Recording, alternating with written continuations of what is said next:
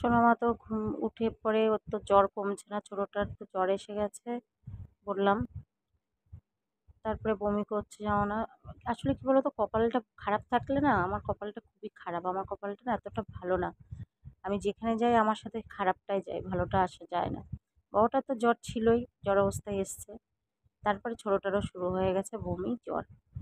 যে বাপের বাড়ি এসে যে সবাই মনে করে, আমার কিছু কিছু আমার পাড়ার লোকেরাও যদি আমার ভিডিওটা দেখো, তোমাদেরকেও বলবো যে আমি না বাপের বাড়ি আমার ঘুরতে আমার হয় না, ঘোরা হয় না, এটা ভুল কথা।